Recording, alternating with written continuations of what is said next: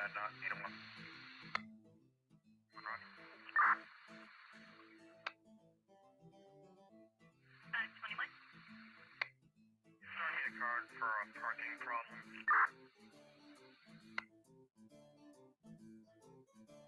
And for your 23. Yes, that's where I'm gonna 28 for my truck when you're ready. Go ahead. The line truck, White Lincoln X-ray 985 should come back up ahead.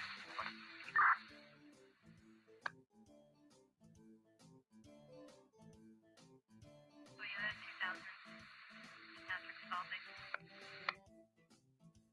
10-4. Aiden from lower than something like that. I'm gonna be leaving a note on his vehicle so they can remove it.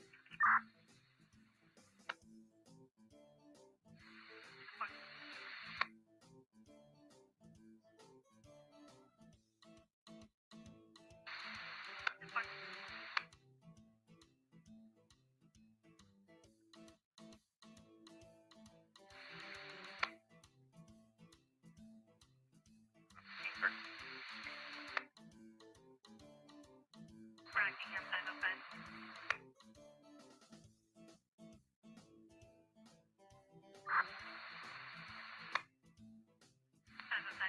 St. Louis and case for Athens. Complainant, soon to be ex, slashed her tires and has made threatening comments to her. She's concerned he might return. Forgive that's a 32. 10-4.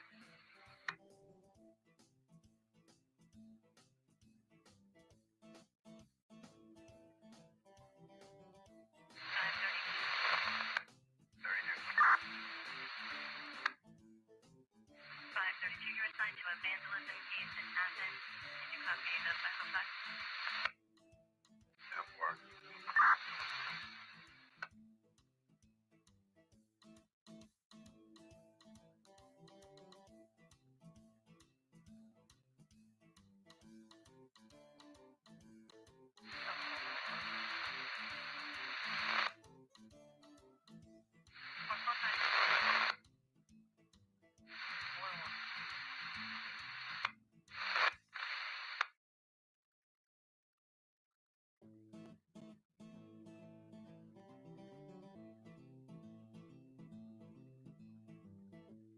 Look at that.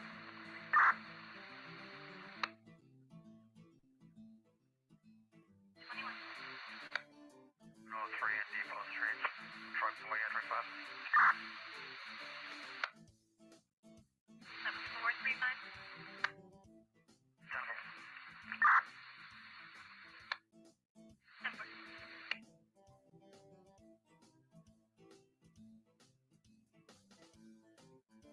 Can you go 6.3 again?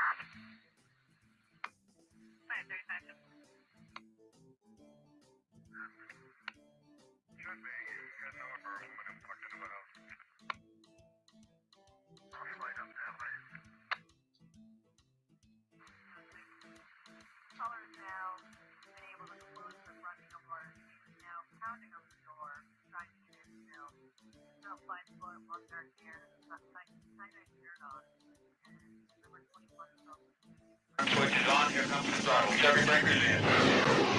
We have separation. Inboard and outboard, they're on. Coming forward with the side stick. I've got a blowout. Neighbor 3. Introduce to 0. Engines out. I can't hold it altitude. Correction. Alpha 4 is off. Track flight is emergency. Flight call. I can't hold it. She's breaking up. She's breaking.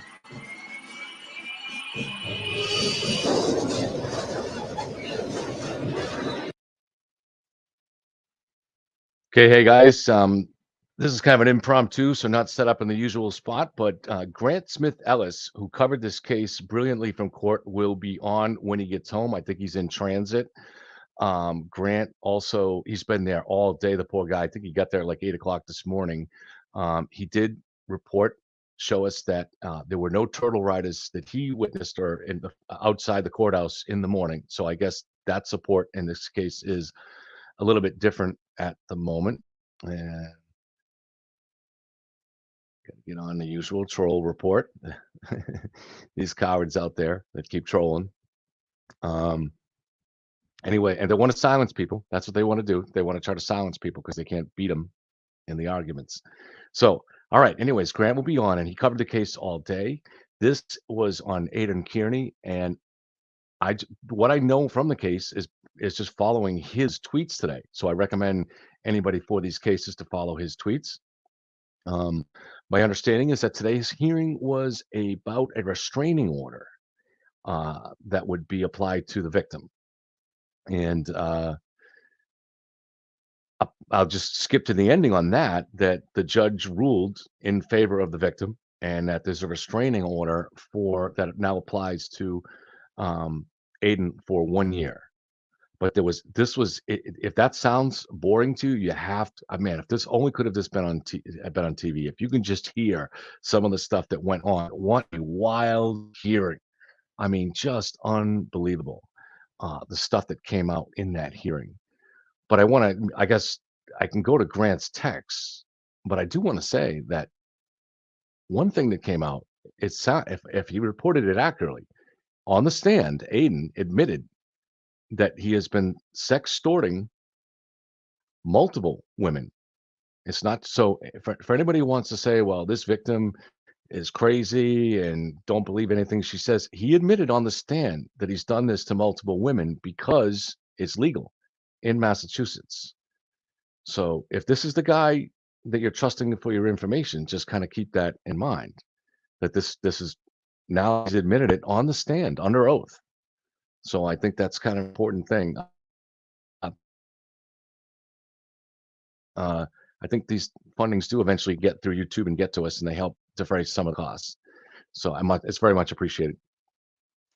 So that's what we're looking at. This was wild hearing. It sounds like that Aiden's lawyer Bradel did not have a good day at all. One of the things that he did was they brought in their own witness, which was supposed to be presented to the court, and then when it was time to call on that witness, the witness wasn't there, and they had to bring her in by force. This was their witness, and they had told the court that we're going to hear more from Grant, but they had told the court that this witness was going to back up some of Aiden's story, I guess, and that she's a fan of Aiden's channel and blah, blah, blah.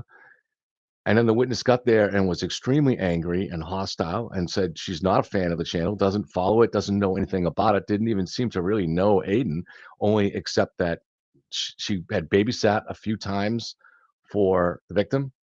And the only time the victim began to bring up the topic of anything related to it, she silenced her and said, I don't want to know anything about it.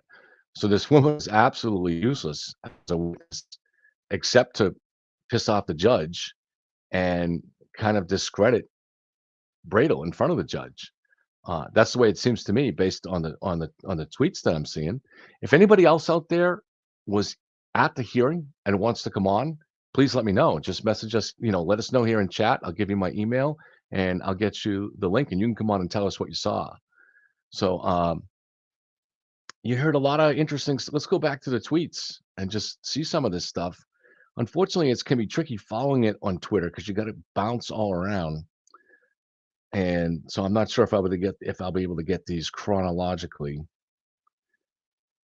I'll do the best I can. Uh, all right. So at the beginning, it shows a picture of the courthouse outside. It looks like it's empty. There are no supporters there at all. It's icy. We got a lot of snow. Um, yeah, he's got multiple bunch of pictures that show nobody outside waiting for him. And then Grant actually became the pool reporter, so the pool photographer. So he was taking pictures. Aiden was brought in shackles, and I'm looking through for some of his reports on this. Right, scroll back.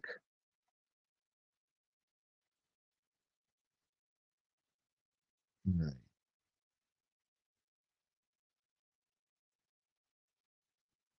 Let's see. These aren't going to be in any chronological order. So, a lawyer for the victim opposes Bradel's request to modifying the restraining order, and the judge said, "Well, why would he want to have anything to do with her?" So, Aiden apparently wants to still report on her. He also admitted to sending sex tapes that he made to another source, apparently rated in order to be held in order to later on, I guess if it's basically it's a blackmailing kind of thing that you hold that over her head, and this is what he was doing with all of the many women that he's been sleeping with, and so this came up in court. There are these sextortion is not a crime in Massachusetts, so Aiden kind of likes to think he's an attorney from stuff that he's learned. But this stuff, it may not be a crime, sextortion, but it is going to be a crime if that's linked to witness intimidation. And that was the other big thing that came up today was it confirmed it's something that we haven't been able to talk about really, but that there is a grand jury that's been meeting, that's already in existence. I believe it's going to be wrapping up maybe this week, that is hearing arguments on crimes that not just involve Aiden, but Karen Reed herself. So one suspects. Now we already had. I'm not a lawyer. We already had the grand jury that finished up a couple weeks ago, and that indicted Aiden on 16 counts. Now, why would they separate it? I'm not sure, but it seems to me that this second grand jury is listening to charges that would relate to conspiracy. And there was talk today, apparently, I'm not sure if it was confirmed, but talk of how the state's been looking into whether Karen paid Aiden, whether Karen paid him in car payments or helping out with the new Lexus that he bought in May. And Karen's brother, rather famously, works as a Lexus salesman. Um, so that's all interesting stuff. I'm not sure if any of that is illegal, but it gives you an idea that if you're basing, and really 90 people that are in the free Karen Raid movement, 99% of the information that they have now has been colored and given to them by Aiden over the summer. Now, that's not to say that Karen still could be innocent and Aiden could be still lying and a scumbag and all that stuff. But you really should be questioning things, I think, now and saying, all right, how many did I make up my mind? Because what happens to human beings is we make up our minds on something. And once we do that, then we get that kind of we want to be right. So there's a level of cognitive dissonance. And so any information that comes through that doesn't fit the narrative we've already bought into, our minds tend to filter it out. It's done really at an unconscious level. So a lot of people aren't even aware of it. None of it. We're all like that. It's a very human thing. So if you bought into this conspiracy based on what you heard in April and May, then that colors everything else that you heard after that. And so it's hard to separate here and say, well, okay, maybe Aiden hasn't been telling us the truth on a lot of things, but that doesn't mean that that affects my opinion. But it does affect your opinion. It affected all of our opinions. That doesn't mean you can't see through it. I think if you carefully look at the evidence in a case and focus logically on things, and that to me is the key, is you have to be able to think logically. And not so you have to sort through all the weird things in this case, like why beginning at the beginning, why did Michael Proctor, one of the lead investigators, not dot his I's and slash his T's on the names in the report? Well, it might mean something, but you really have to sort through and weigh things. So one of my a guy that's a friend of the channel, but on the free Karen Read side, or at least skeptical of the state's argument, is a guy named Joe Mitchell. And I knew Joe actually. It's great to see him here because he's a very smart kid and was a really good kid and was an excellent basketball player. When I knew him, I used to play ball with him back in he was in his 20s. So I probably would have been in my 30s, maybe early 30s. So maybe he's 10 years younger than me. And but he's been talking about the connections to Michael Proctor to the Albert family. Now, those connections exist. The connections, I believe, are from Michael's wife is friends with Chris Albert's wife or something along those lines. And so it's not that we should just dismiss that stuff and say that it's insignificant, but it's more a factor of weighing things and say, all right, is this just something people live in the same town? Their families have a lot of law enforcement in them. So there's going to be certain levels of connection. And I'm sure maybe at this point, Michael wishes, I don't know this firsthand, but I'm just guessing that Michael probably wishes like Jesus. I wish they had given me another case, Um, but is that suspicious? No, I mean, I won't say no. I'll say if it's a little bit suspicious, like, all right, maybe this guy, there's a connection there that's worth exploiting. There's certainly nothing that's been exposed that shows a close connection or even anything close to that. Weighed on the other side is the very compelling physical evidence and the data evidence that shows that Karen did this.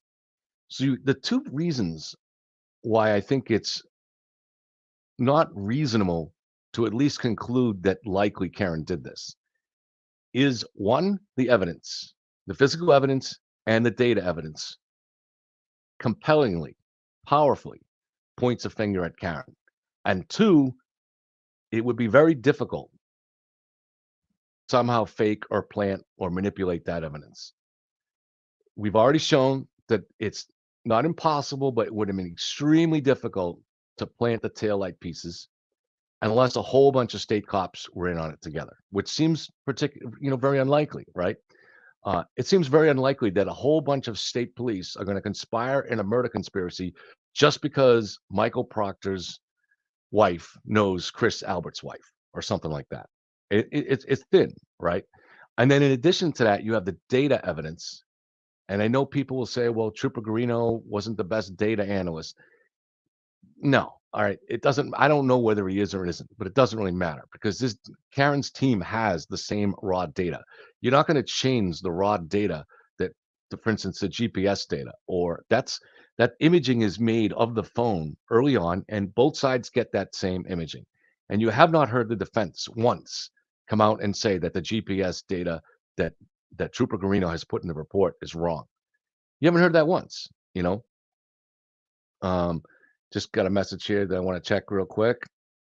So you haven't heard anybody once question that GPS data. You haven't heard anybody once question that John searched for 34 Fairview from about a mile away on 34 Fairview at 12:20.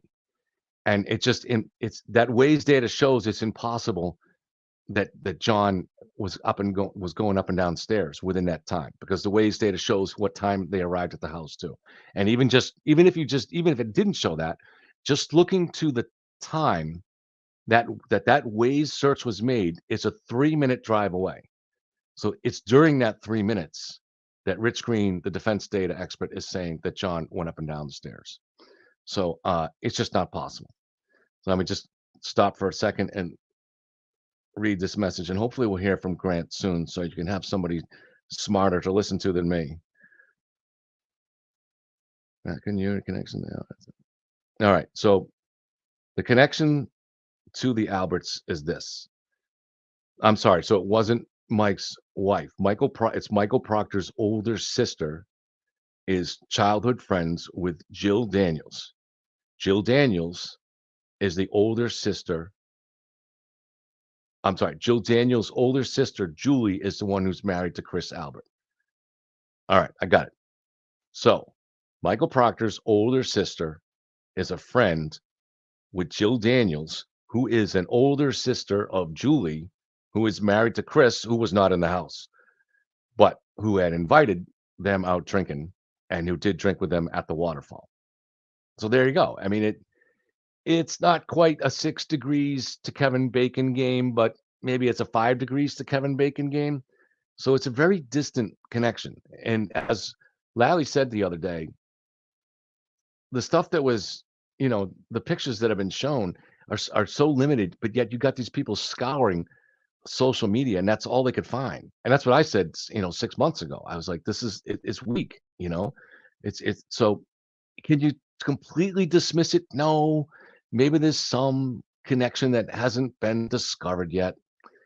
But so you hold that over here on the scale, and maybe it adds a couple of pennies to the scale. But over here, you've got $100 bills that are showing the data that John could not have went inside the house when Rich Green actually and the GPS data shows he never went inside. So and it's just they haven't disputed it. Nobody's disputed that data.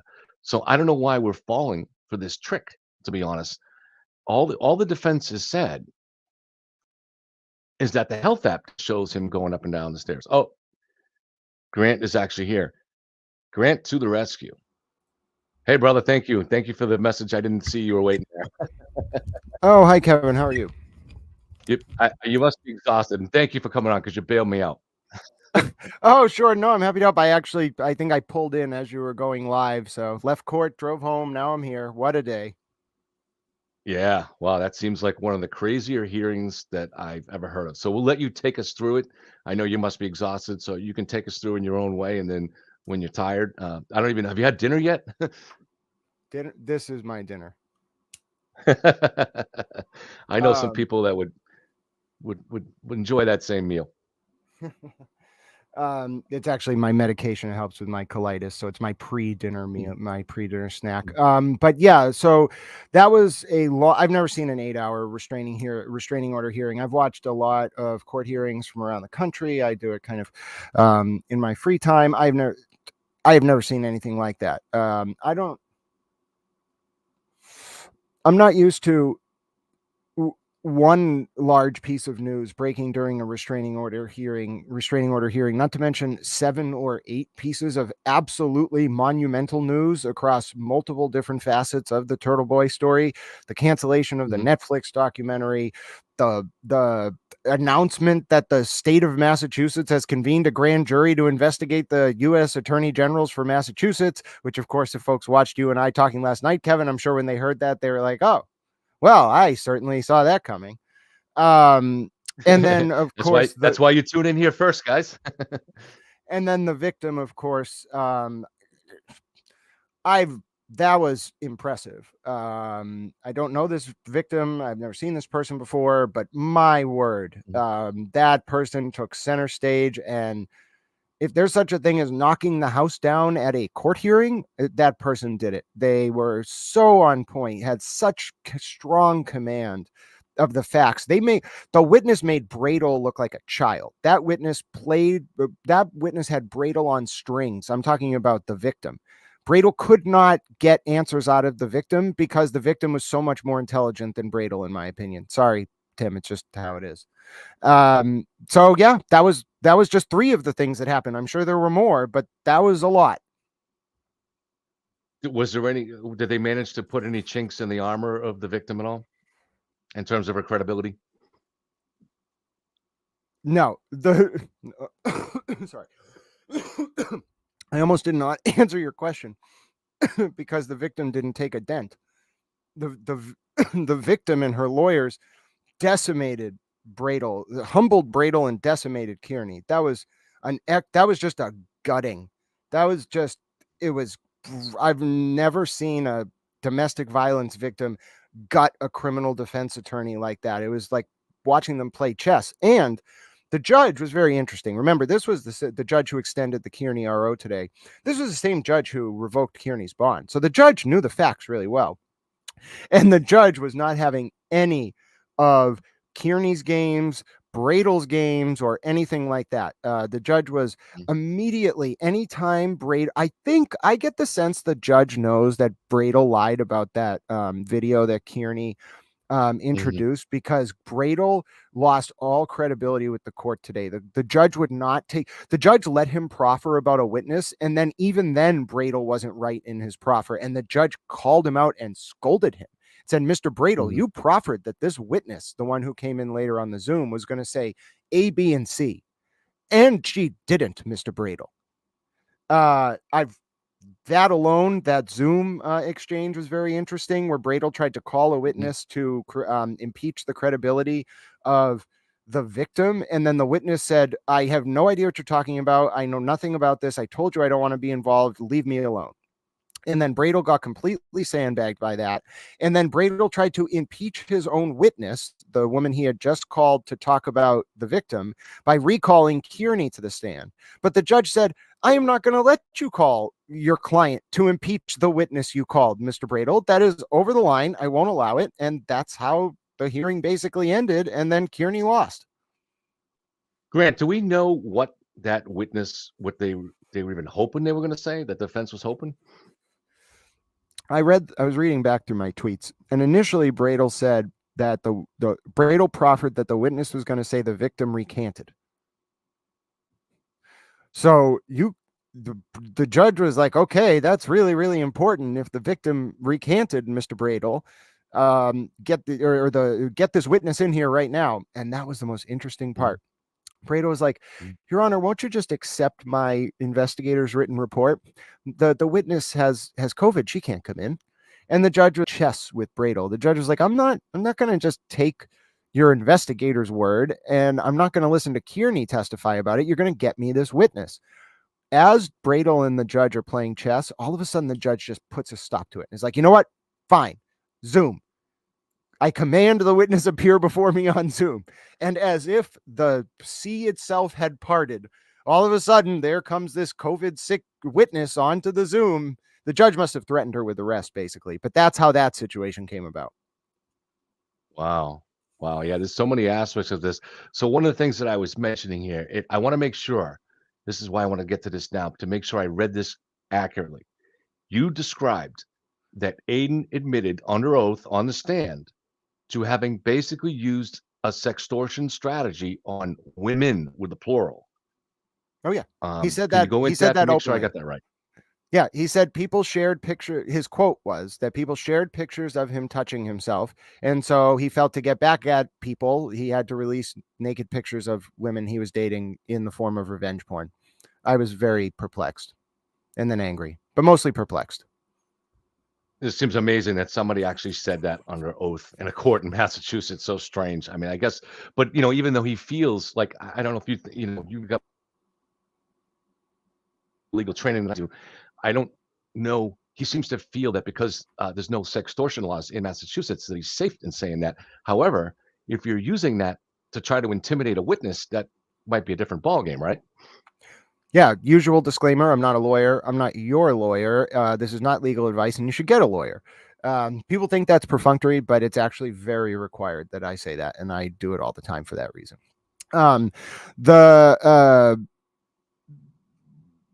So, Kevin, bring me back to the question you just asked one more time, because I started thinking about Olivia Lambo, and I want to talk to you about that too. But can you re-ask that question one more time? So I think Eden thinks that he has a kind of a free pass because there's no sextortion laws in Massachusetts.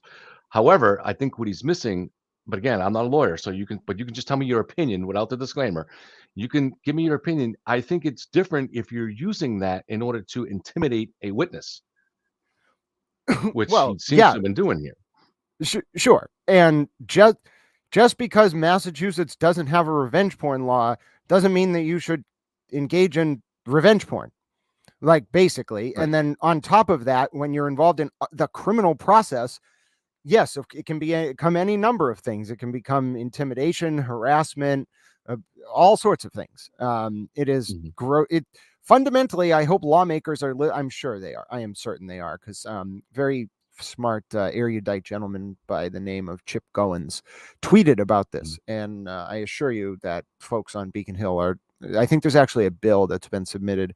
I think Lindsay Sarabadosa, one of the senators or reps, I think she's a senator, she might be a rep actually. She has submitted a bill. She's got a few co-sponsors on it, I think, to ban revenge porn. So maybe if we all want to do something good, we can pool our collective efforts and get revenge porn banned by the end of this. That's one of my goals with all this. But yeah, so that's my thing on the revenge porn. I couldn't believe he said it.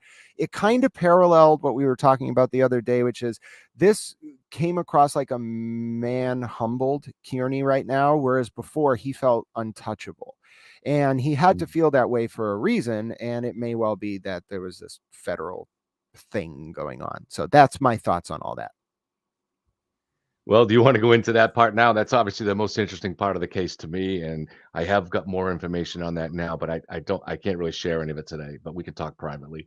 But what do you think? Anything new on that? That was another one of your tweets that was pretty incredible. So yeah, let's circle back on that in 30 seconds, maybe a minute, because I want people to hear about this Elizabeth or Olivia what is it again? Olivia Lambowski? Is that it? Olivia Lambo? I think it's Olivia Lambo. Yeah. Okay, so here's what's weird. In the middle of, of course, you know me, I'm sitting there very attentively hanging on and typing, trying to type every word. And all of a sudden I hear the name Olivia Lambowski. And I'm like, wait a minute. Did he just say Elizabeth David Drumbowski? And then I was like, no, he said Olivia Lambowski. And then I was like, did he just say that name in open court? And then Bradel said, oh, and by the way, Olivia Lambowski was the only person to talk to the witness that we want to bring into the Zoom because, quoting Bradel said he didn't want to become a witness. So he intentionally didn't talk to this witness they were going to bring in on Zoom. He had Olivia Lambowski do it. Okay, well, there's little old me sitting in the courtroom, and I'm like, who is this woman sitting next to on Kearney's left? She wasn't a lawyer. She was sitting with Bradel. You know what? I'm wondering if she's a SJC 203, like 2L or something, because she was in front of the bar. But the thing is, she didn't have a bar card. And you asked me, how do I know she didn't have a bar card? Well, because I saw her go through security while she was on the phone with the witness she was trying to get to go onto Zoom, and she was forced to go through the metal detector. And you only have to do that if you don't have a bar card. So here's what we can induce about whoever this person was. I think it was actually Olivia Lambowski, because I turned to someone in the courtroom who was a Turtleboy supporter, and I was like, Bradel shouldn't have said that. I just put it all together, like by him saying that. Do you realize that? And the woman just looked at me and basically nodded and gave me an acknowledgement that I was right. And you're sure it's not Rita. No, I know Rita. I took a picture of Rita and her sign the other day, and then Rita was like, Grant, did you take a picture of my sign? And I was like, yes, Rita, I made sure you were smiling and I got your sign, and she seemed pleased, and she wasn't pleased. I think her name is Lombardi or something, right? I think no. I don't know Rita's last name, but let me be clear. The name said in court was not Rita. I know who Rita is. I would have immediately turned around and looked at Rita and been like, why were you calling that witness? What is wrong with you? I would have wanted to know more. Well, the name that was said was Olivia, and you can look at it on my feed, but it was Olivia Lambowski. I'm 90% sure. It was like Olivia Lambo, but it was changed a little bit. We can bring up the tweet. And so it's hard to find tweets. It's hard to find them on I followed you all day. The Twitter is not the best way to follow these, though. You got to like bounce around and try to see where they're coming up now, and it's unfortunately. But so let me get with this one, because I shared a picture of her at one point where I was like, Olivia Lambo, is this you? And I know that has her name on it. So let me find that, and then while we're talking about this is where the context that it came up in. Bradel is saying to the judge is saying, I really want this witness here. Like, so her name is Lombardi. This is who was mentioned in court. Olivia Lombardi, Lombardi. And Miss Lombardi, I think, was in the courtroom. I'm pretty sure I took a picture of her at one point, multiple times, actually. I'm pretty sure that was her. I don't know for a fact, but anyway, the reason why I was able to put this all together, or where I started to try to figure out what was going on, is sitting in front of the bar in the courtroom, but not a lawyer, doesn't have a bar card, working with Bradel, contacting the witness that Bradel said Olivia Lambowski was the only person to talk to. I think that was Olivia Lambowski. I think there is no way, shape, or form that human being could have been anyone but Olivia Lombardi. Yeah, so some people are looking at your tweet. Apparently, it's Lombardi, and that's why I was just wondering because that's Rita's last name is Lombardi. Okay, so it was not Rita, and it is Olivia Lombardi, Okay, Lombardi. I think I'm just okay, pronouncing it wrong, but I want to be clear. It all was right, not all right, Rita. He did not say okay, Rita has been in. I would have known yeah, what he was talking about. He right, said okay, Olivia Lombardi. all right, and that is pretty Lombardi's. You could see where someone could turn that into Lamb on Twitter, so That was that's not too immediately what far I off. thought. Oh, I was like, oh Yeah, yeah, Olivia Lambo or Olivia Lamb, like that's her way of covering this up. And then you want to know what's weird? I did some further research. Um, that's not the name she uses on social media. She's obviously going to go turn it off now that she knows that I know what's up, but that's not the name mhm, she uses on Facebook. So something's like really, I don't know what the hell's going on with all of this. I have some idea that I'm not, again, I'm just speculating because I've done some research. I think Olivia's mom runs a PR firm, but it's not mhm, regular PR. It's PR for lawyers. It's a very specific mhm, kind of PR. And I think Olivia's mom Olivia might know Elizabeth David Drombowski from New mhm, York. And I think that all of them know Jackson and Yannetti. There's no question about that. And what else we heard today is who is Karen Reed's brother and why does he have enough money to buy Turtleboy things? And what the hell was yeah. going on there? So what was the evidence on that? Was that just speculation? I think you said that it was just that they identified that that's apparently what the grand jury at the No, state no, no, level is no. looking into. Turtle No? Okay. Boy, Turtle Mhm. Boy on the stand started talking about how he was under investigation because Karen Reed's brother allegedly gave him money and paid for his Lexus. My jaw almost Right, hit the. right. I think I gasped. I think I actually audibly said, like, audibly gasped. But again, that's allegedly, so he's not obviously not admitting that that happened. No, So, no, I'm saying the word allegedly. yeah, yeah, yeah. No, no, he admitted Oh, he is under investigation for yeah, contacts between himself and Karen Reed's brother. And that wasn't all he admitted yeah, to being under investigation for, which I'm sure you want to talk about as well. yeah. Please. It was Kearney. It was Kearney on the stand who said the Massachusetts grand jury is investigating Karen Reed as the main target, Aiden Kearney, and Joshua Levy. Then my brain, Incredible. I was like, I turned to the Channel 4 camera person who was the only other media in the whole courtroom with me. And I was like, do you realize what's going on right now and what you've managed to just be here for? And he kind of started picking Mhm. up on it too. But yeah, I don't think any of us expected 1/10 of what came out today. I still don't think I fully digested it. This case is, just even reading your tweet on that and keeping in mind what I've been reporting and what I told you about last night, this case is just so much bigger. This is, and please, no one should take this the wrong way. The most tragic aspect of this case is the death of John O'Keefe, who I spent a couple months ago researching him and getting some pictures from his brother. You can just tell that this was a good man. And that's so we can't lose sight of the fact that that's the main tragedy here. But in terms of other things, this is just so much bigger in so many ways here with what's going on with the U.S. Attorney's Office and why is at the time the person who was the first U.S. Attorney, so right underneath the U.S. Attorney, Rachel Rollins at the time, he is apparently getting personally involved with the questioning of witnesses and telling people he's going to make an exception and prosecute this federal grand jury. And why is it that Karen knows this? Is he telling Karen? Is he telling Yannetti? Strange stuff. What is really going on here? I mean, it's just, and I, like I said, I've heard a bunch of things today that I can't go into, but it's just, it, if even some of these things that I heard are going to be true, this case is going to be the biggest case that any of you could even think of in your lifetimes. I mean, just going to be incredible, and I can't make sense of it. No. So, did you hear Well, anything else in that today?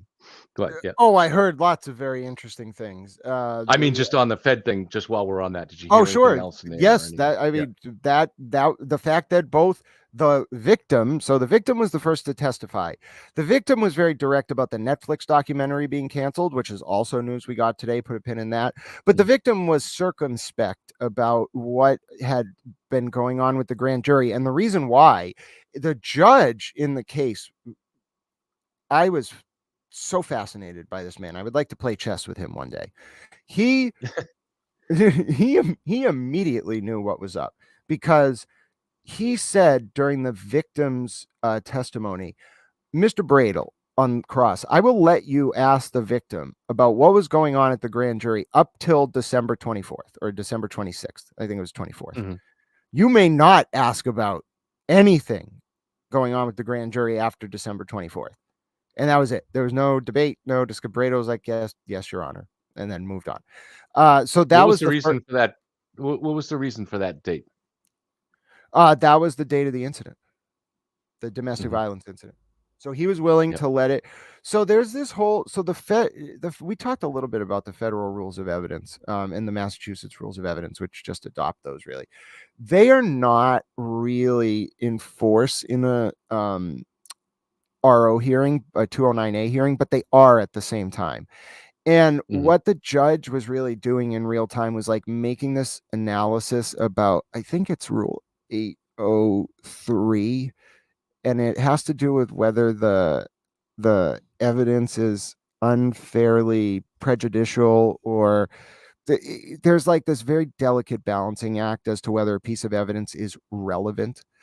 And the judge there was clearly thinking in his mind, like, okay, how do I balance the grand jury secrecy with the important nature of the evidence that I need to hear to make a decision on this RO? And the way the judge didn't say this, you had to read between the lines, but the way he came down on it was, okay, you may ask her, the victim, up to the 24th, and you may not ask about after that.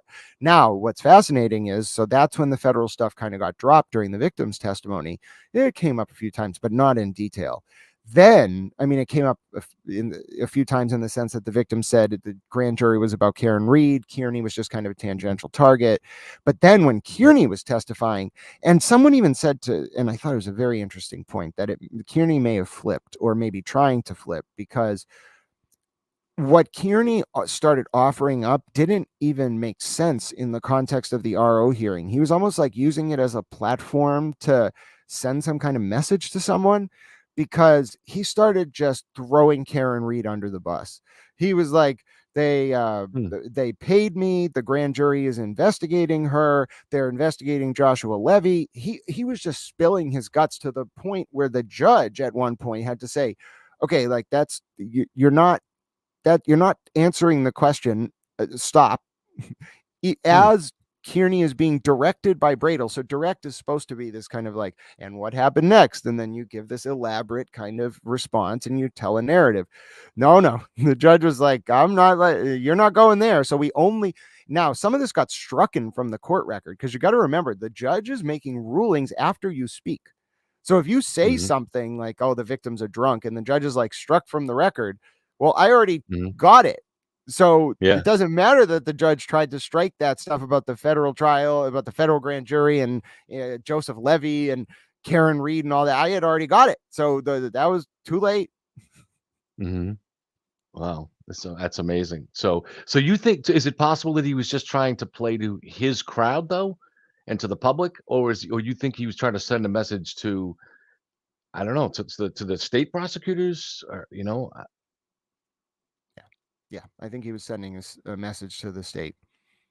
Like, I'm like, if he's saying, I know your grand jury is about Levy, Rollins, well, Levy at least, Karen Reed and me. If he's saying that, he's throwing Karen Reed under the bus. That's my opinion. That's the only reason you would do that. Could there be another way of looking at it too? For instance, if because he could send that message to the state in some other way, he wouldn't have to do it on the stand, right? But another possibility is, if there's other parties in this besides Karen that might not want Turtleboy coming on the stand and telling certain things. For instance, his relationship with whoever in the feds, that could be something. He might be sending them a message. Look, you guys still want to come out and bail me out here or somehow get me out of this jam, I know where all the skeletons are buried, or at least I know where some of them are, you know? He wouldn't have Is said that it that possible? way. No, he wouldn't. Remember, this man, setting aside all his negative traits, this man is a very erudite PR propagandist. Like, don't let him fool you. This man is very, very good with the Overton window. He's very good with framing public narrative. He's a smart human being. He is not dumb. He didn't build his media network on the back of superfluous vacuity. He built it on the back of his intelligence. So you have to remember that this is everything people like that do is calculated, in my opinion. And when he's saying that stuff up there, it's not because of a threat to the feds. No. He's smart enough to know that ship has sailed. He wouldn't have been jailed, as we talked about, if the feds were still willing to go to bat for him. So it has to be a white flag. That's kind of not only a white flag, a very public burying of Karen Reed, which is really the only thing that might save him, frankly. Interesting. So now we know some of the things that we officially that we have not been able to say, but I know I've known, I think you've known too, that these current grand jury is they're sitting not just about Turtleboy, but really about Karen and about the two of them working together. We don't know, obviously, I don't want anybody to come knocking on my door. I don't know any details of the testimony. And that is not just me saying that for public consumption. I don't actually know it, but we do know, have a sense that that's going on. And the thing that I wanted to ask you last night, that now that that's been exposed today, I can ask you now, because this is a fascinating thing. I know this is relevant to the Karen case, so you may not, you are aware of the driveway video. So, Karen, a big part of the case, a big part of the conspiracy theory that was invented and put forth to given to the court on April 12th and presented to the public on April 18th by Turtleboy was the idea of trying to turn Colin Albert, who was 17 at the time, turning him into the killer. Okay. And one of the things that they did on that was Karen claimed that there was a feud between Colin and John. Now Colin is Chris's son, and they grew. So he grew up. They moved more recently, but up to that time, they lived 2 houses down from John. And obviously, they're friends because Chris is the one that invited John out to drink with them that night. But this theory is that there's a feud, and the basis of it was saying that there was an incident, which is a real incident, at sometime late at night, like around midnight, when Karen and John were sleeping, the Ring camera woke them up, and they went out and saw that there were teenagers drinking on the lawn. And John got into an argument with one of them, and they say that it's Colin.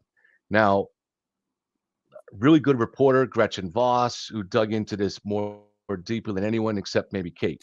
And they both have confirmed that that is not Colin on that video.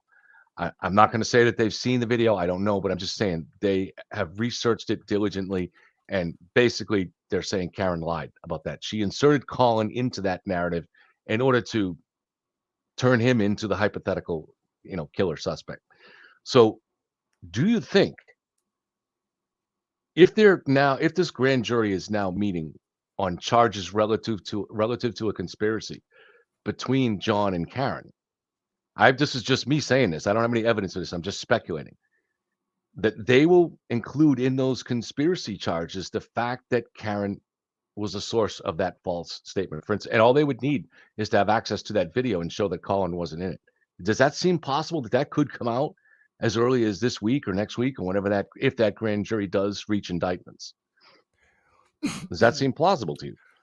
Yeah, and I think so when grand juries reach indictments, it tends to be like a multiple, like 10, 20, 90, 100, whatever page document where they detail all the reasons for their different charges. One of the things that you could see in there is like an obstruction of justice charge, which folks haven't really talked about a lot in this case, but folks should look up obstruction of justice. It is not a joke. It's a very, very, very real statute. It doesn't come up that often because other than like you going to a police officer like during a traffic stop, like Jose Chili de Castro did once, and being like, stop talking to that person you just pulled over, officer. How are you going to obstruct, like, how are most human beings going to obstruct an investigation? It's just not, like, cops are very good at what they do. They're not going to let you obstruct them. The only way you can really obstruct an investigation is if you engage in a conspiracy to sort of subvert the course of justice to protect yourself. This is what you might say goes beyond the presentation of a vigorous defense, perhaps.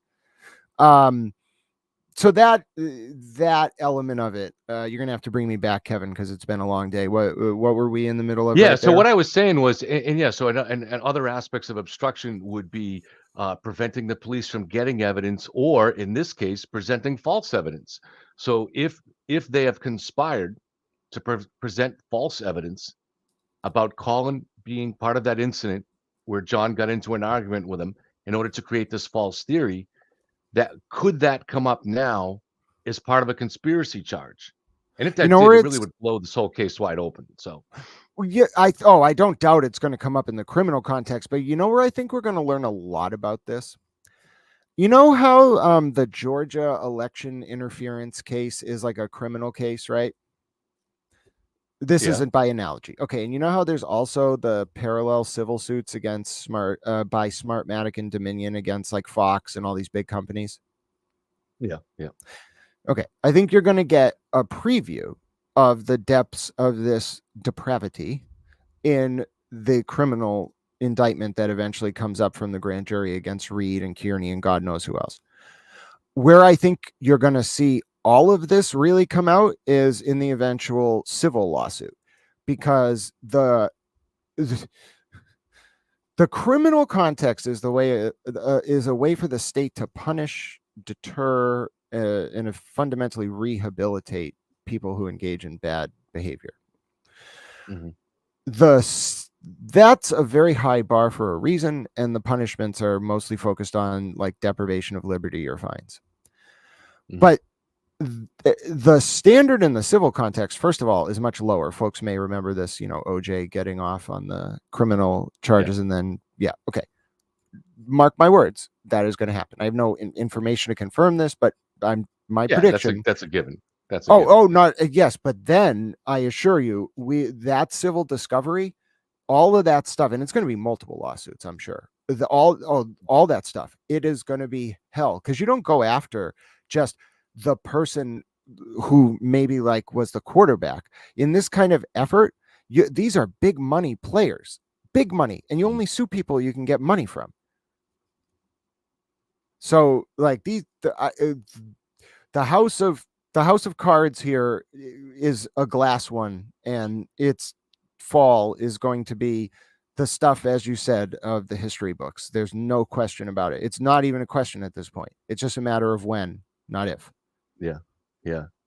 I just think that if they could show that could in theory be included this week as part of the conspiracy charges, not that Aiden would necessarily know that Karen was making that up, but it's part of a conspiracy to create a third party culprit theory that was built on falsehoods.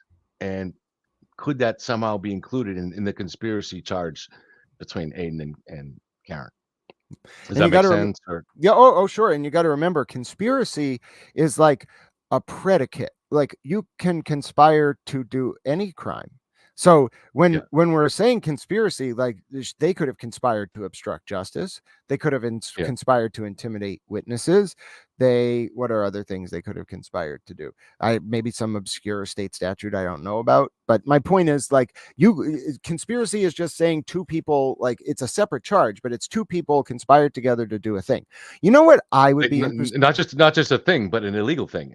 Conspiracy has to involve a conspiracy to commit some level of crime. Oh, correct. When I say a thing, I mean per se a bad thing. Me and you conspired for you to cover court today. That's not a crime, So I think that's conspired insofar as I was like, I'm going to drag myself down to the court at 7 a.m. and see what happens. But Yeah, so no, and then the other point there, so it's not just are they conspiring to commit a crime, but then we also may be looking at like a RICO situation. I talked about this the other day. It was very brief on Twitter, so if people didn't see it, I understand.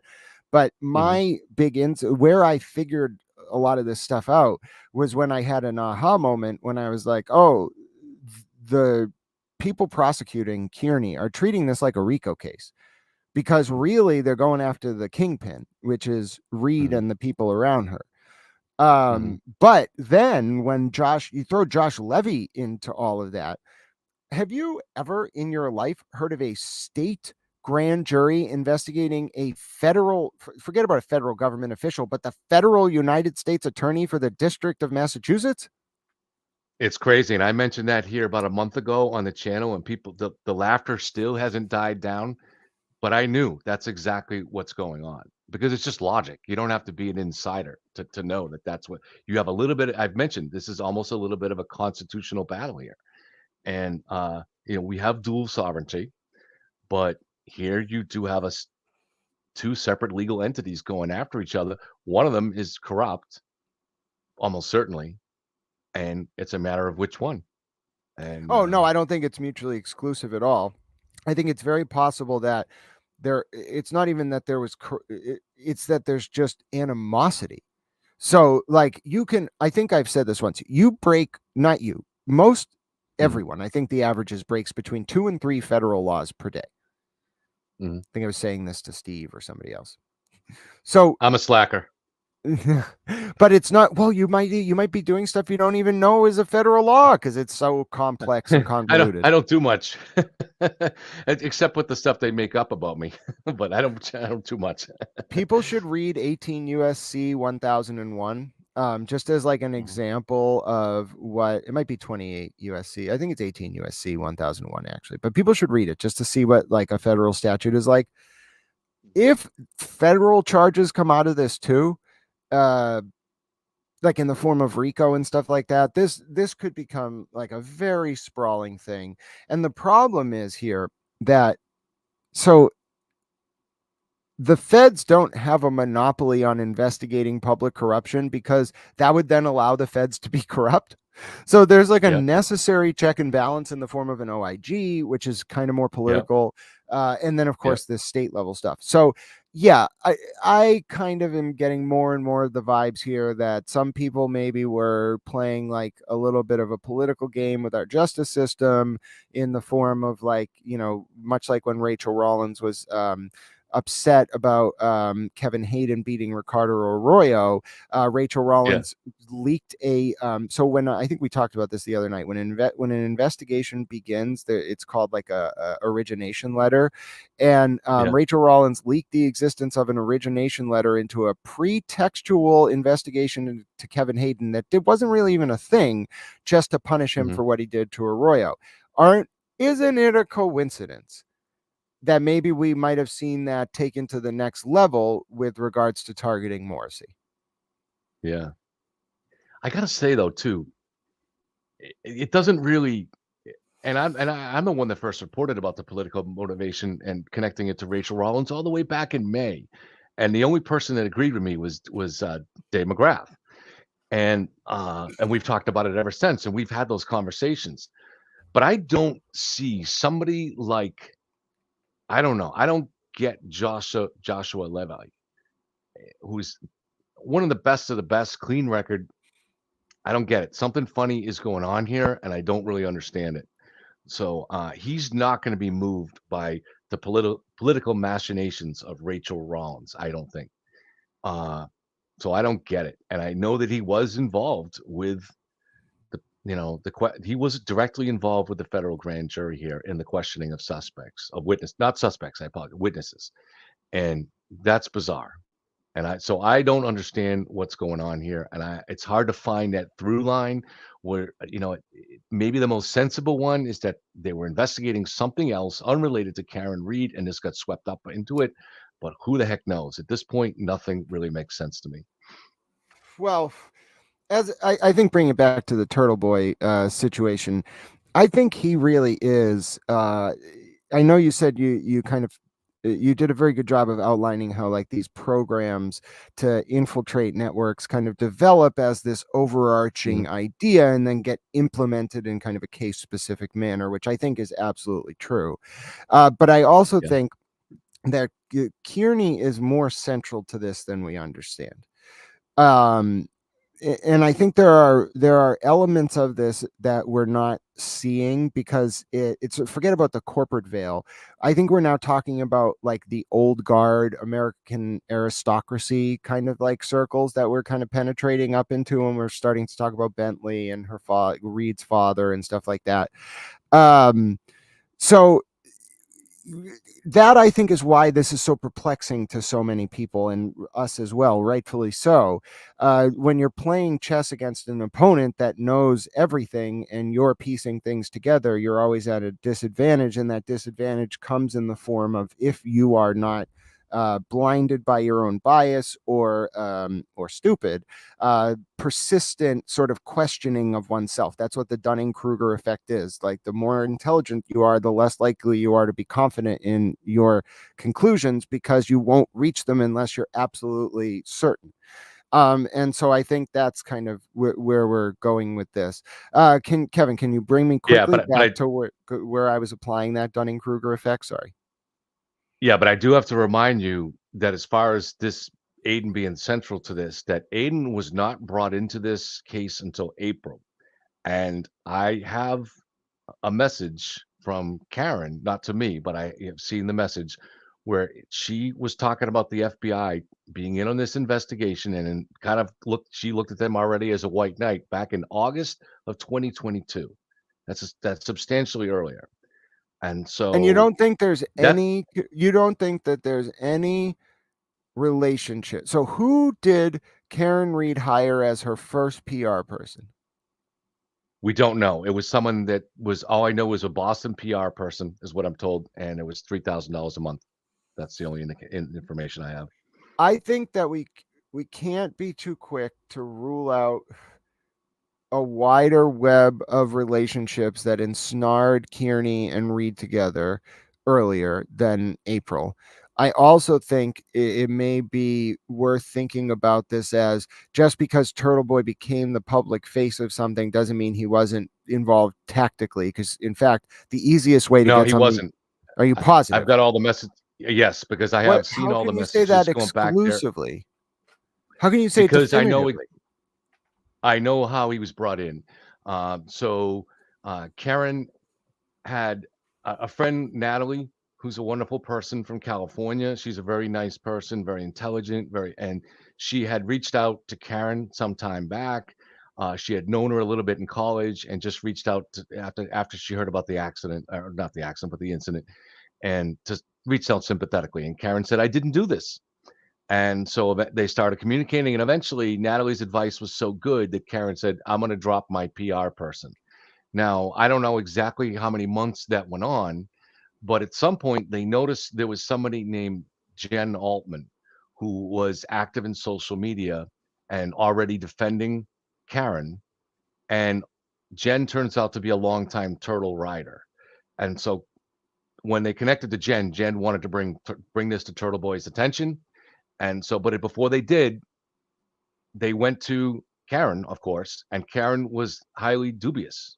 From what little she knew about Turtle Boy, she was dubious. However, her brother was a fan of Turtle Boy, so they made that decision, and things happened very quickly in April. Uh, I don't think they contacted him until after that April 12th uh, Okay, so deposition. yep. But yeah, No, I'm willing to entertain this, but so say, okay, remove Turtle Boy from the equation prior to April 2023, and then yeah, rerun the analysis of the origination of the federal investigation. And then after doing that, then I guess we can talk about like how Turtle Boy may have been brought into the fold on that, because I think that's key too. But if Turtle Boy had no role in this prior to that point, then what you're mhm, talking about is a relationship between Karen Reed, people on her in her defense team orbit, her lawyers perhaps directly, and Rachel Rollins that was independent of Turtleboy, who also, of course, we Yes. know is related to Rachel Rollins. Yes. Okay. Mhm. That Yeah. whole, you think that someone was politically savvy enough, Karen Reed Mhm. and her attorneys, to influence the federal government, but didn't know that Turtleboy and Rollins were like subversive allies on the Arroyo and Joe Kennedy thing? I think it's possible that you have these kind of, like I mentioned yesterday on the show. I think sometimes what we want to do is we're looking for that underlying thread that unites everything, like in a movie that pulls it all together and wraps it up neatly at the end. But sometimes in real life, it's not like that, and just various threads start to intersect. And so it's not so that once Karen made Yannetti, who is a very effective, high priced defense attorney, once she made him her attorney, and it just happens that Yannetti does have a connection to Rachel Rollins, and then it's not a far reach that just coincidentally Turtleboy is the only blogger that could have made this happen as a media strategy. He's the only person that So could have why done this. wait till April 2023? Well, I just think it evolved. It all right. So in March is when they got the data from that Rich Green was able to analyze from both Jen's phone and from John's phone, and that's when he came out with his report about the 227 search for how long and the health app data and all that stuff. So they took a few weeks and put that together into their third party culprit theory, and that was the point when they needed someone that had the mic, the megaphone to get out there and get this and make this theory public and win over the public. So it's just that's why the timing went the way it did. So I don't think things are always necessarily connected in some core way, even though it's human for us to want that to be the case. I'm not sure that, and so, but it is baffling to me. Why was see, we don't understand why the FBI could have been investigating this in August of 22, because what was the predication for that? We don't know. We know that a What was the private predication investigator. for Kevin Hayden being investigated when Rollins did it to him? It was not. It Well, was we know nothing. the predication would have been somebody ratted and said, "This is what she's doing." No, Um, no, no. the I don't pre- know. oh, Did you read the? I'm talking about Kevin Hayden. Do you understand? but I'm Rachel saying, Rollins. Oh, when Rachel Rollins opened a federal investigation into Kevin Hayden, and then within 12 hours of doing that, leaked it to the Boston Globe. It's part of the reason she got fired. It's in the OIG report. I don't think there oh, was she actually anything did. that. All right. Yes, I don't think there's anything that Okay. Kevin Hayden actually did. Mhm. So when you're Yeah, saying to me, what was the I wasn't predicate? aware that she. Yeah, I wasn't aware that she actually used the actual tools at her hand as a law enforcement officer to do that. I That's just what an thought she just origin. turned. Oh yeah, Yeah, no, Kevin. yeah, That's what an yeah, origination letter is. She started a federal yeah. investigation. Right, right. So yeah, so I'm not saying that she didn't have the motive to do this, that she wasn't behind this here. I just don't think Turtle Boy was brought in until later on. Oh sure, but that's then what I want to talk more about. Why does Rollins have, other than her political beef with Morrissey, which is quite intense? Why does Rollins have the incentive to? I get why she might want to do Arroyo a favor, but Mhm. why Yannetti? And why in this way? Why would she get herself involved with Karen Reed? It doesn't make sense. And yeah, I mean, of course, we're wondering if she has since the beginning, since all the way back in May, my first report on this, did she have a motivation against Morrissey? And all we could do was But in find May a of little bit. we're talking about like 2019. She was upset with Morrissey. 2020, but it was Right, intense right, upset. exactly. Right. So was that enough for her to get involved in this and to interfere with an actual murder investigation? I don't know. Maybe. And was that enough to convince an elite lawyer such as Josh Levy to get involved? Um, Maybe it just No, seems weird. it sounds political and personal. Frankly, that's the only Yeah. thing. Because I don't think it's money. Okay. These people like the Okay. No. No. no, yeah, it's not money. It is definitely not money. It is Right. something that it must be ideological. And the thing that really freaked me out the other day was when you started talking about how the Biden White House rightfully had an incentive to keep Joe Kennedy out of that Markey seat. Now, I say what you will about that election. I think Markey's a better senator, personally, just a better lawmaker. But Kennedy's bad on cannabis. So, but There are other issues. oh no, of course. I'm just saying I'll never forget when he was like, "Oh, I hate cannabis." Then he turned around and I was like, "All right, well, okay, maybe you would have won if you did that a little sooner." But no. So getting back to oh no, I hope I didn't lose the thread. Joe Kennedy, Biden, White House, right?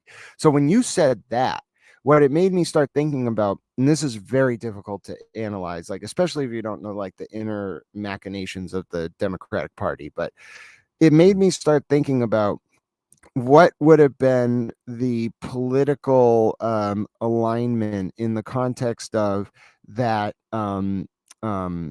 situation with Joe with Kennedy Morrissey. versus, Yes, right. And and actually, I how looked would into this too. where did Morrissey fall on that? That's what I want to think more about. So my understanding, and I could not find any evidence of this online, but my understanding is that Michael Morrissey endorsed Ed Markey. So he would have been aligned in the same, if that's true. And again, I just know that from a source. I was unable to confirm it. But if that's true, then he Michael was aligned on the same, he side was is on the same Biden. side as Biden and as Rachel Rollins. Yes.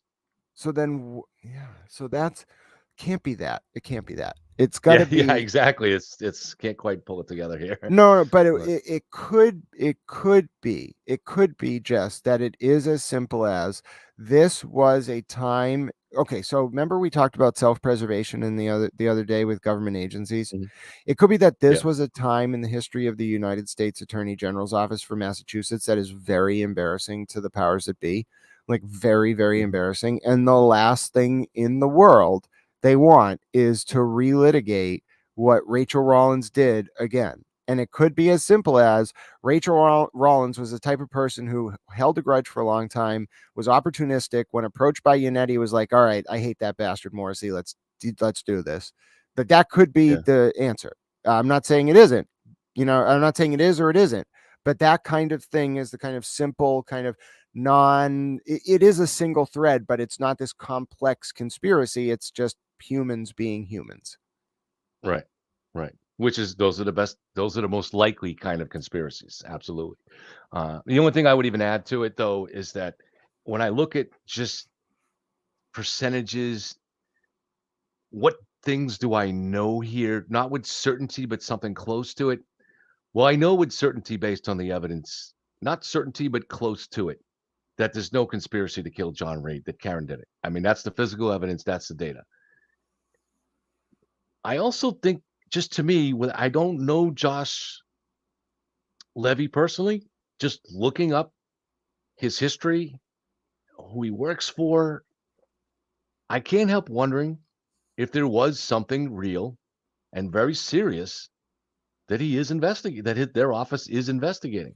Now, since I know that Karen Reed is guilty, and I shouldn't say it that way, but I mean, I know that the evidence is overwhelming, is slam dunk at this point. So it does really have me wondering if there's something else they were investigating that got swept into this investigation, Yeah, But like the why it reached troopers. the point where he was willing to come in and question witnesses in the Karen Reed case, I don't know. Well, So I don't because it know. could be that unlike with Hayden, where there was no predicate, there could have been a predicate here, and Yeah. she damn well could be guilty, and they could have tried to stupidly, because a cop died, buff it up.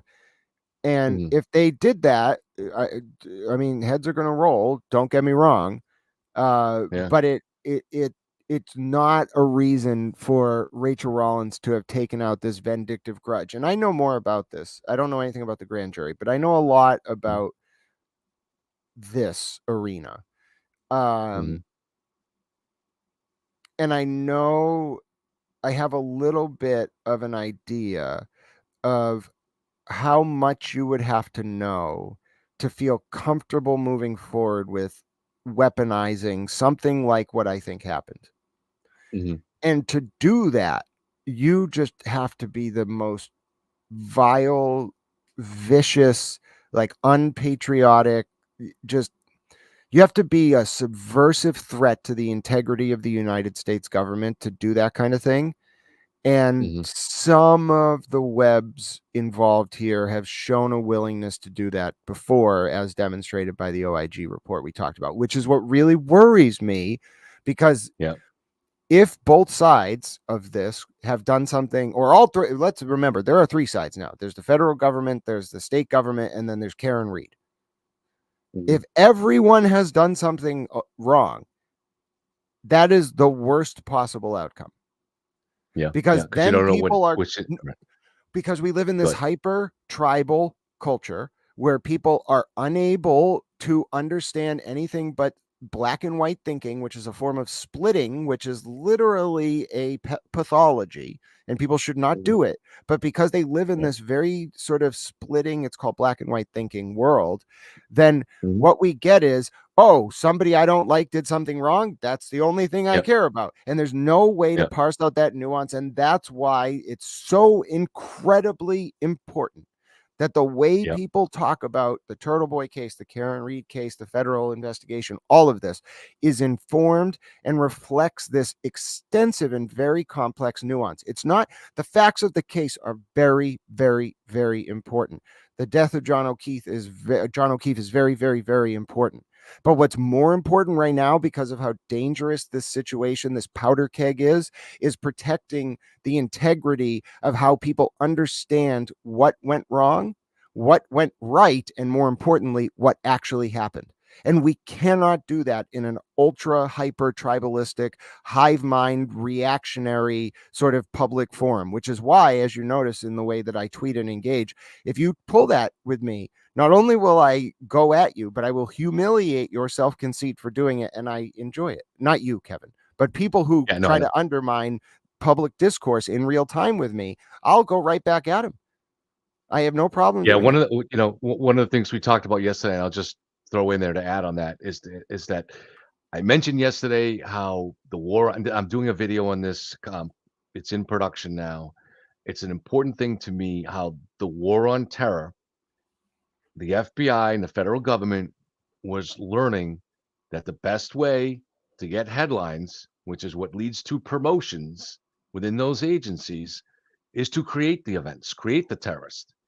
And there was a lot of good reporting done on this by liberal outlets, but the mainstream media ignored it for the most part because they're in bed with these agencies, and conservative media ignored it because, and I tend to be more conservative, we all tended to believe this was a good thing, that there were a lot of Islamic terrorists out there and we needed to stop them.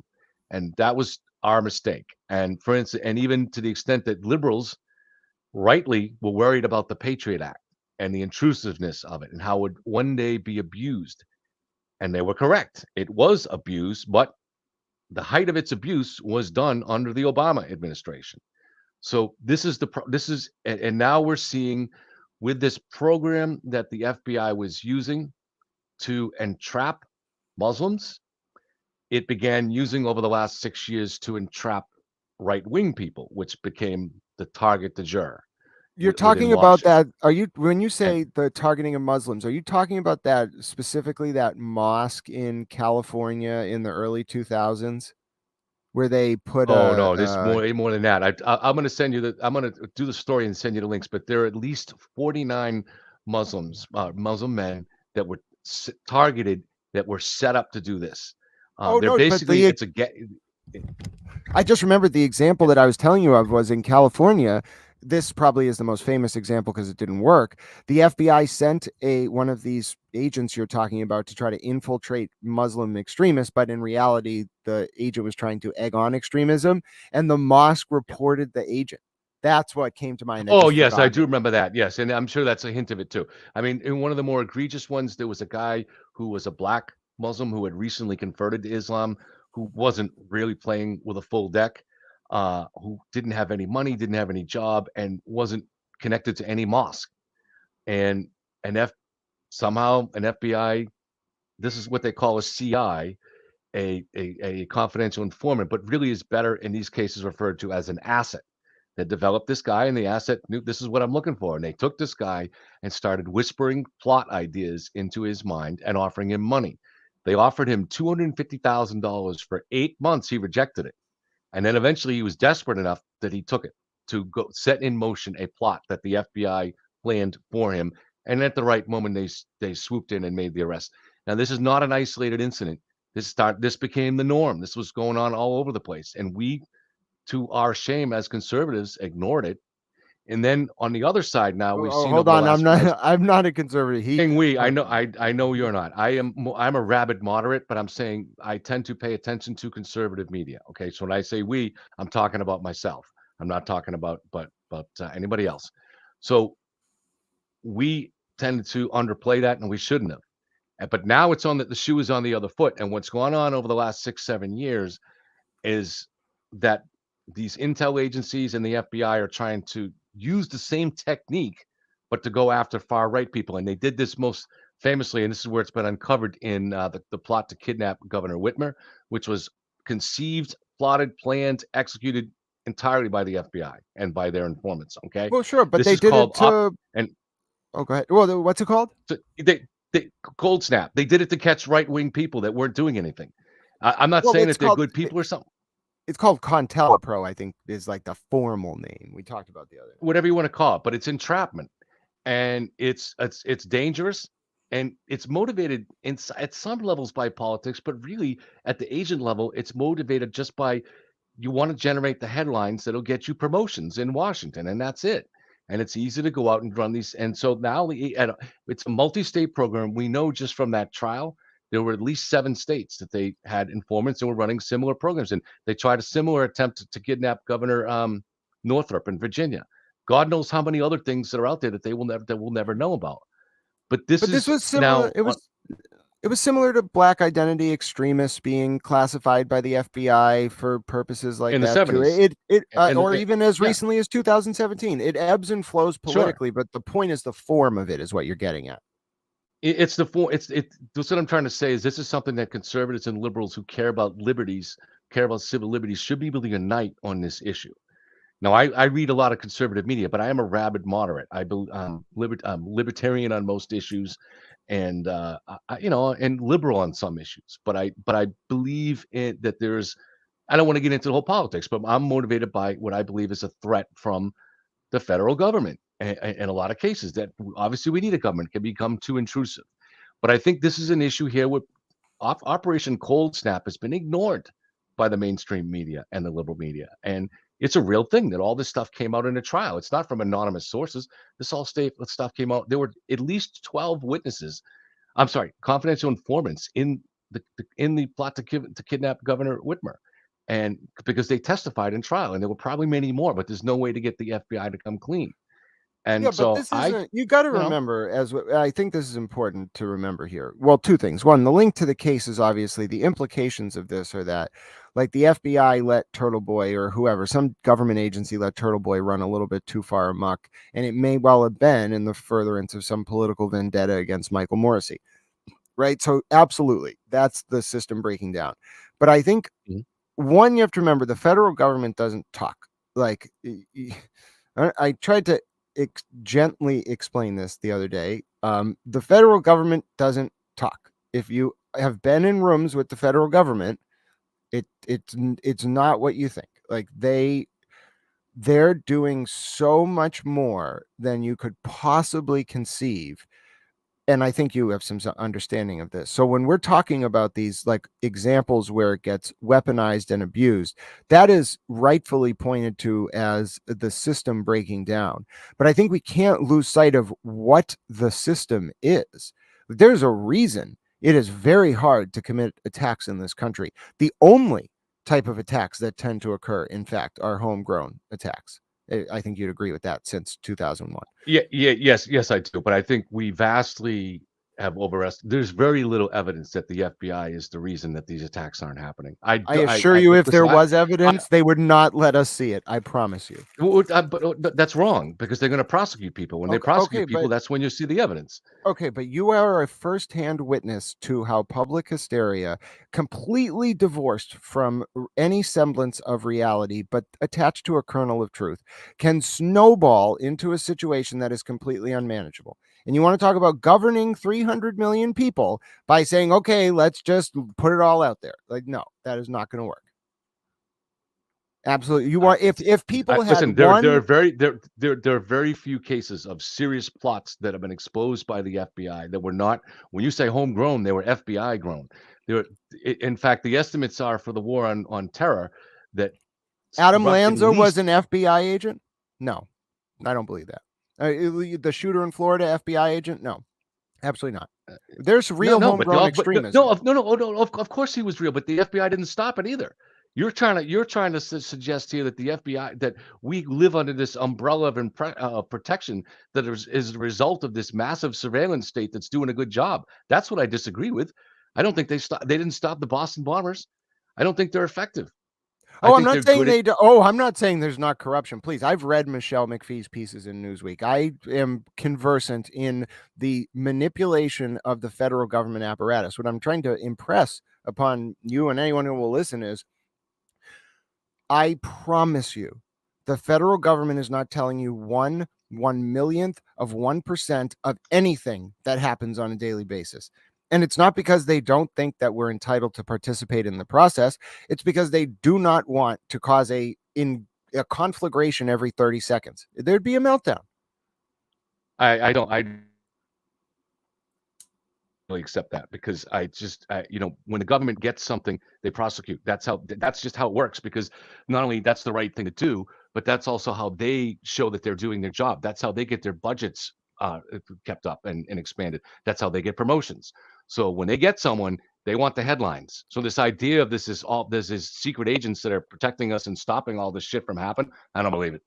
I might have believed it a little bit more 20 years ago. I don't believe it at all now, given all the information that's come out. But well, you got to. But I do have to. I'm going to give you the last word though, because I have to go take care of some things, and my battery's about to run out. So go ahead. Well, I enjoyed this conversation, but what I will say is I totally agree with your point. I will just remind you that you have to campaign in poetry and govern in prose. And I think that you have the capability to understand what it would be like to govern. And that's why I'm just reminding you, like, we're talking about abuses of this system, but we have no idea what it's like to be in it. And we never will, probably, for good reason. All right. Okay. All right. Take care, Grant, and keep up the good work. Keep digging into this shit. Thanks for having me, Kevin. I had fun. Okay. Thanks.